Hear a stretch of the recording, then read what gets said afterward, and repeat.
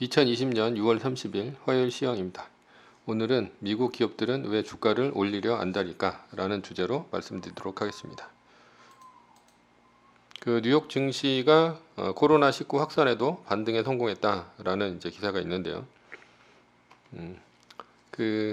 뉴욕 증시가 신종 코로나 바이러스 감염증 재확산 우려에도 강한 반등세를 기록했다. 나스닥은 1.2% 상승했다라는 거죠. 그래서 어저께 나스닥이 1.2% 상승하면서 마감했습니다. 애플하고 마이크로소프트가 그제 하락을 했는데요. 어저께 이제 강하게 상승하면서 마이크로소프트는 1.07%, 애플은 2.3% 정도 오르면서 끝났습니다. 어제 장 초반에 마이너스 3% 이제 뜬다는 마삼각이다. 뭐 이렇게 이제 얘기하는 사람들도 있었는데요. 사람들의 이제 심리와는 이제 반대로 갔죠. 그래서 왜 올랐을까? 일단은 텍사스하고 플로리다 이런 쪽에서 이제 확진자가 급증을 했다. 그래가지고 다시 이제 봉쇄 조치를 강화를 하고 뉴저지주 같은 경우는 식당 내 영업 재개 시점을 연기했다. 뭐 이래서 경제활동 재개가 힘든 게 아니냐. 뭐 이런 식으로 해가지고 낙폭이 굉장히 컸죠. 그러다가 이제 오히려 이제 상승 기회를 이제 포착을 했다라는 건데요.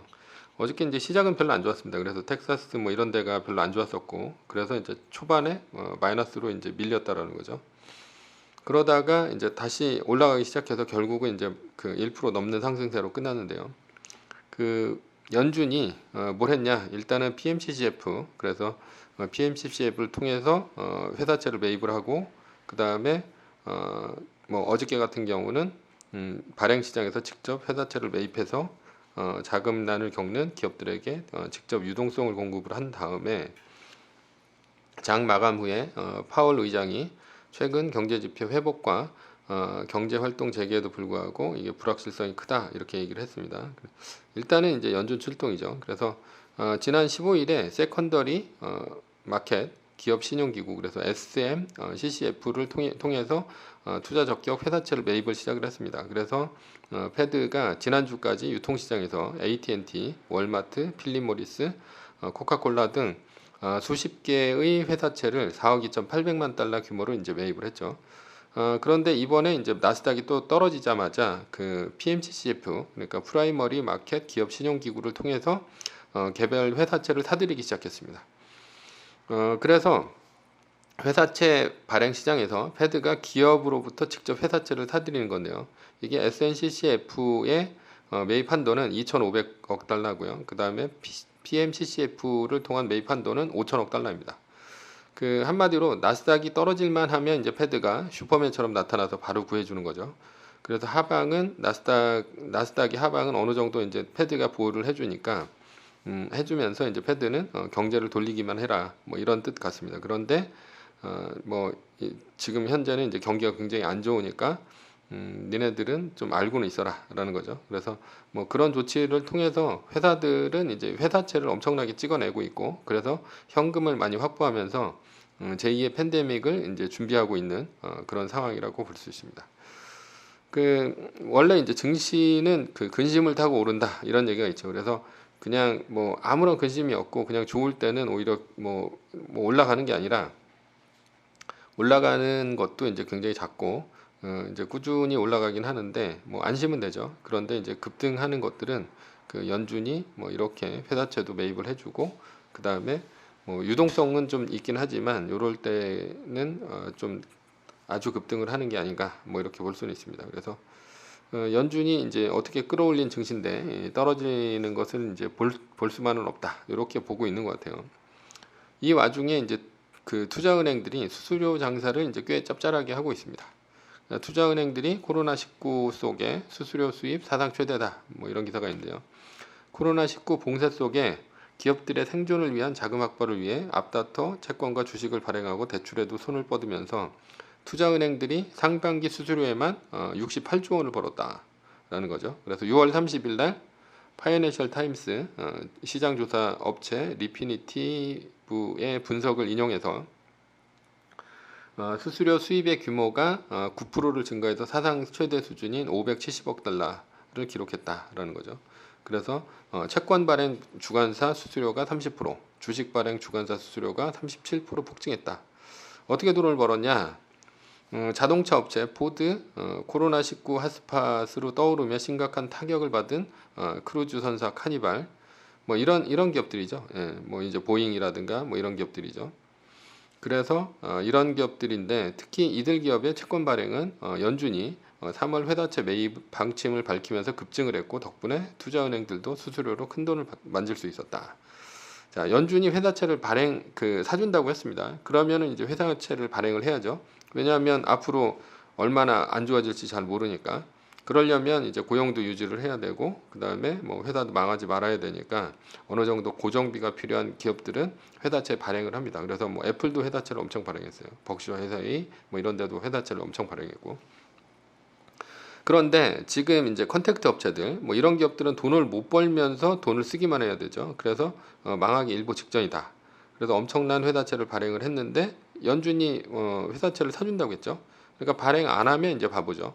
그렇기 때문에 회사채를 발행을 해야 되는데 발행하려면 자기네들이 발행을 하는 게 아니죠.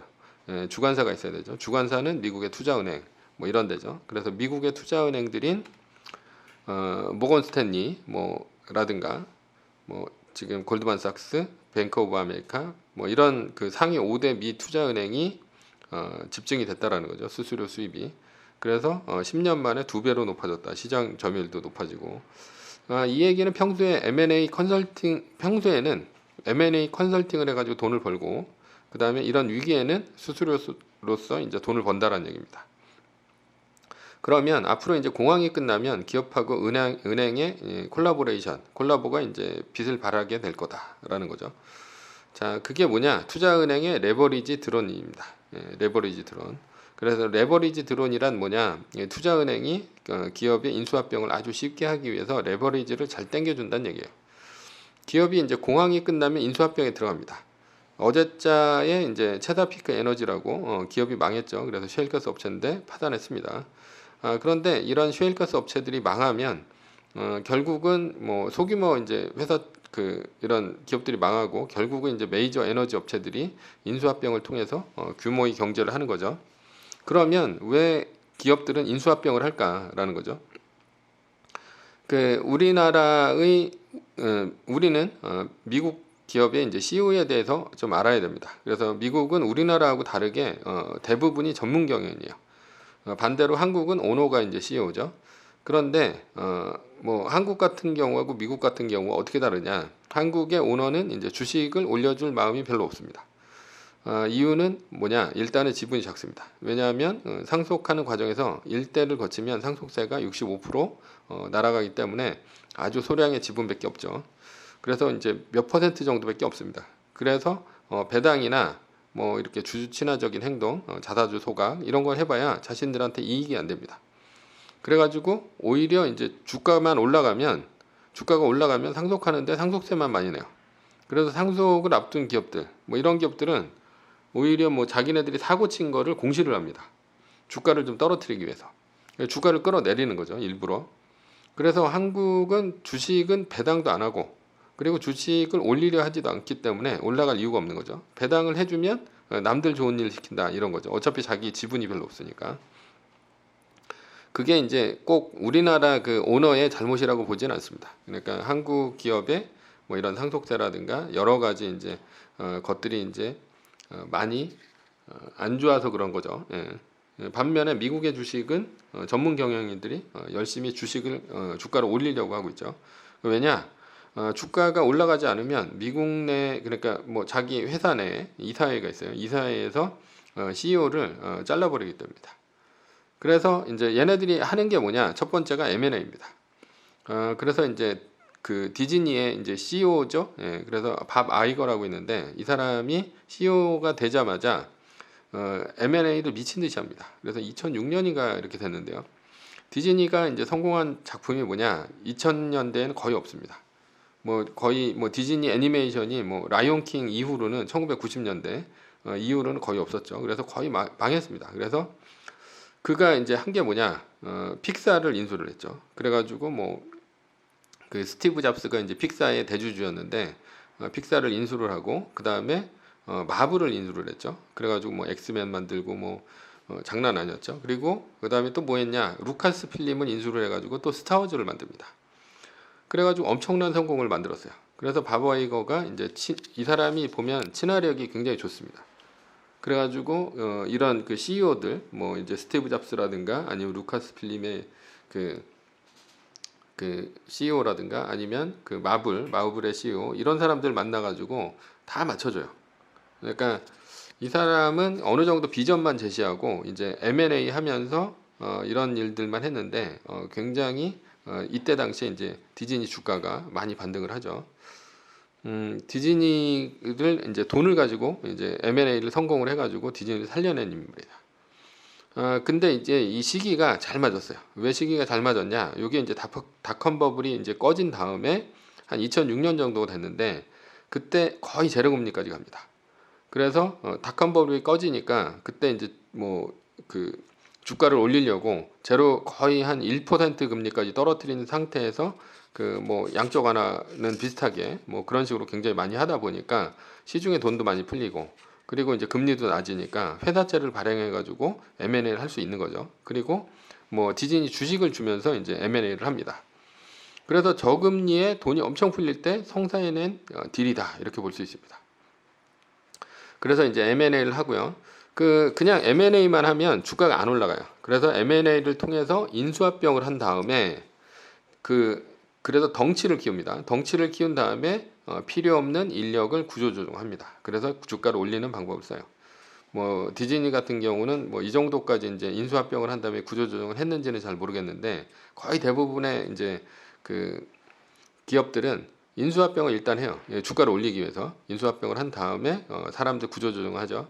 그래서 뭐 이제 자동차 기업, 뭐 포드나 GM이나 이런 데서 뭐 5천 명 잘랐다, 5만 명 잘랐다, 뭐 이런 식으로 되면 다음날 주가가 3%, 4%막 쫙쫙 올라갑니다. 미국이 이렇게 사람을 쉽게 자를 수 있기 때문에 M&A 후에 구조조정 이런 것들을 아주 잘하죠. 그래서 아주 이제 공룡 기업이 됩니다. 두 번째는 뭘 하냐? 두 번째가 이제 배당하고 자사주 소각입니다. 연준이 제로금리하고 양적 완화를 통해서 회사채를 사주죠. 그럼 웬만하면 이제는 이제 미국 기업은 망할 수가 없게 됐습니다. 그래서 공황이 지나면 기업들은 또 주가를 올리려고 하겠죠. 그래서 가장 손쉽게 하는 방법이 ROE입니다. ROE. ROE가 뭐냐? 이게 자기 자본 이익률이라는 건데 자기 자본 이익률이란 뭐냐? 기업이 자본을 이용해서 얼마만큼의 이익을 냈는지 나타내는 지표. 그래서 이게 단기 순이익 값을 자본의 값으로 이제 나누어서 이제 구합니다. 그러면 자본의 값은 무엇이냐? 이게 거의 뭐 주식도 있고 그다음에 뭐 고정 자본도 있고 뭐 이런 것들이 있죠. 그래서 이제 대부분이 보면 이제 주식입니다. 주식이고 그리고 단기 순이익이 이제 있는데 만약에 예를 들어서 올해하고 내년에 단기 순이익이 그대로예요. 그러니까 오른 게 없습니다. 만약에 단기 순이익 자체가 사업을 아주 잘한 게 아닌데 그런데 뭐를 줄이면 ROE가 올라가죠. 이게 자본을 줄이면 ROE가 올라가죠. 그래서 자본이 이제 분모값이니까 이걸 줄이면 당연히 ROE가 올라가게 됩니다. 이러면 마치 기업이 건전해지는 것처럼 보여요. 그래서 이제 보잉과 같은 기업들은 일단 이익이 나면 무조건 자사주를 사서 소각을 합니다. 무엇을 올리려고? 단기 순이익을 올리려고. 예. 그래서 단기 순이익을 통한 이제 ROE 값을 올리려고 하는 거죠. ROE 값을 올리려고 하는 거기 때문에 이렇게 올린다 이렇게 볼 수 있고요. 그리고 뭐 한국 같은 경우는 자사주를 사긴 해요. 그래가지고 ROE를 올리긴 하지만 뭐 소각은 하지 않습니다. 소각은 왜냐하면 나중에 이제 경영권 분쟁 같은데 이제 써먹거나 아니면 유동성 위기 같은 데서 써먹으려고 하기 때문입니다. 그러니까 미국은 그런 거 없어요. 그냥 사서 태워버립니다. 이러면 나중에 이제 유동성 위기에 빠지면 어떻게 되냐 이렇게 하는데 이때 이제 바로 패드가 나타나는 거죠. 그래서 회사채 막 사주는 거죠. 그리고 위험할 때 지금 회사채 막 이제 발행을 하죠. 그럼 패드가 가서 회사채 다 사줍니다. 그러면 망할래야 망할 수가 없다라는 거예요. 그래서 미국하고 한국 기업의 주식에 있어서는 다른 게임을 하고 있는 거다 이렇게 볼 수 있습니다.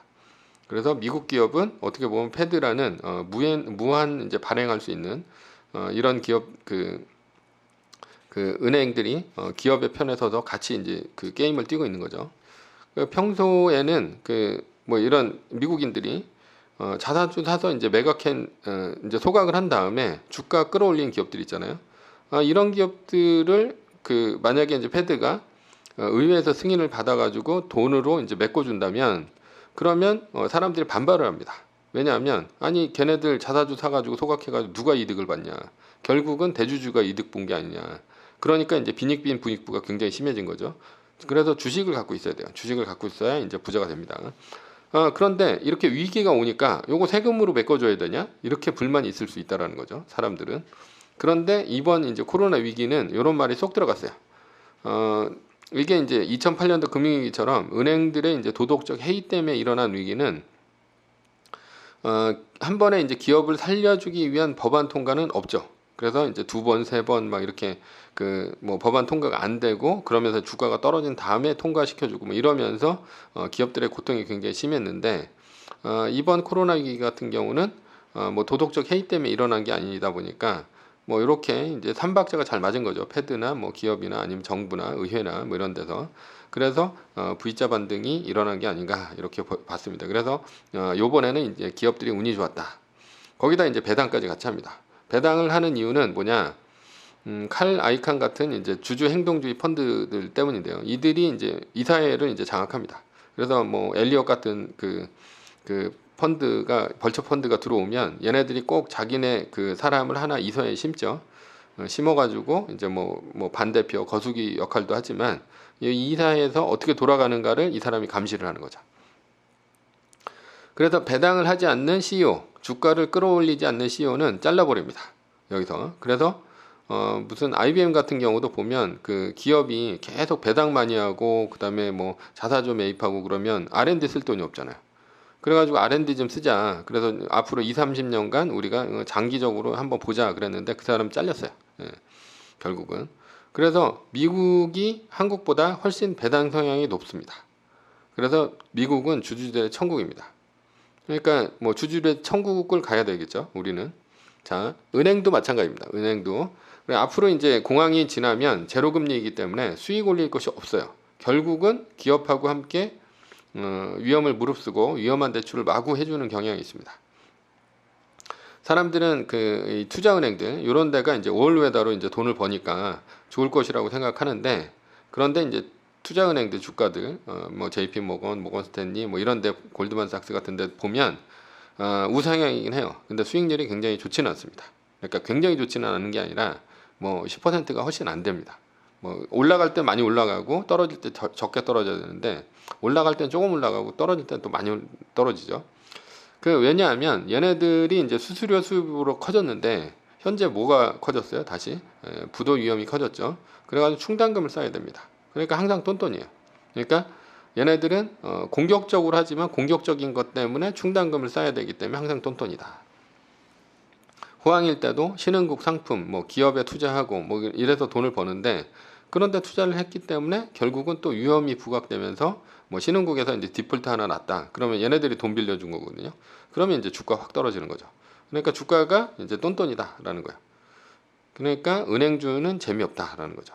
한국은행주보단 낫죠. 그래도 한국은행주는 계속 떨어지는데, 그러니까 얘네들은 한국은행주들은 뭐 위험도 위험한 행동을 하질 않죠. 미국 기업들은 위험한 행동을 하기 때문에 올라가는 거고, 한국 은행들은 뭐 여러 가지 법적인 문제 때문에 할 수가 없어요.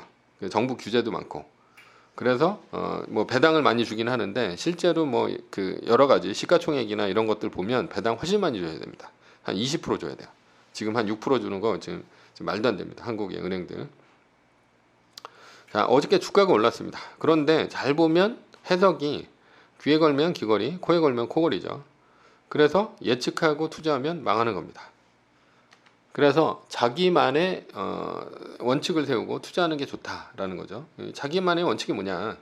그러니까 뭐 지금 보면 지금 이게 저는 이제 따로 원칙을 둔 게 아니고요. 나스닥에 있는 그 과거의 데이터를 갖고 뭘 했냐면 그 룰을 만든 거죠. 그래서 세계 1등에다 투자하면 장기간 투자를 했을 때 돈을 벌더라라는 거죠. 그리고 그 마이너스 3% 같은 것들을 찾아가지고 언제 파느냐 이런 것들을 이제 원칙으로 정한 거죠.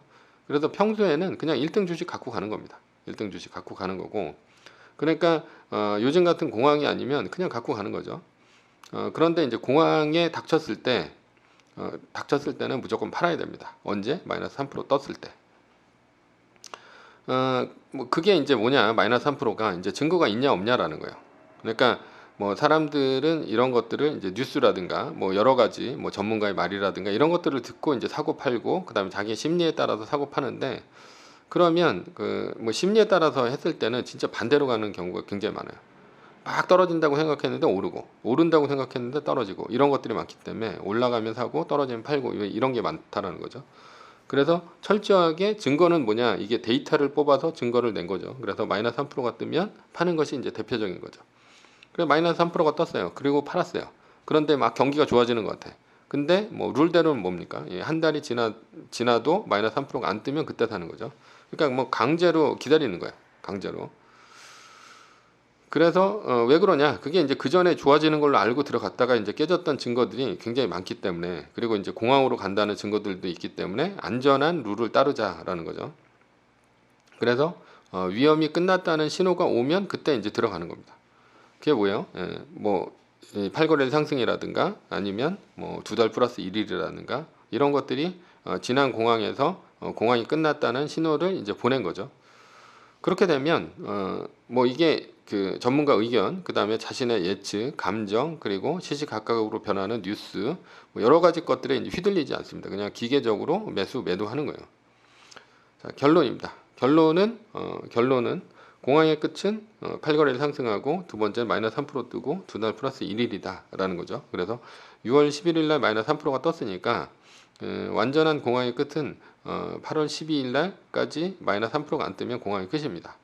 그런데 이제 임시적으로 그 8거래일 상승이 한 그 4번의 공황 중에 2번 정도가 끝났었거든요. 그래서 6월 23일 날 8거래일 상승을 완성하고 들어갔습니다. 그런데 만약에 8월 12일 전까지 마이너스 3%가 또 뜨면 그때는 이제 요 8거래일 상승을 폐기를 하는 거죠. 전량 매도 후에 공황 종렬은 다시 2달 플러스 1일이 남게 됩니다. 위의 상황은 매뉴얼일 뿐입니다. 그래서 주식을 사고 파는 것은 모든 책임과 이득은 오롯이 자신의 것입니다. 그래서 참고만 하시고, 후원은 제가 영상을 제작하는데 많은 도움이 됩니다. 하나은행 447-910064-61005 주식회사 JD 부자연구소. 감사합니다.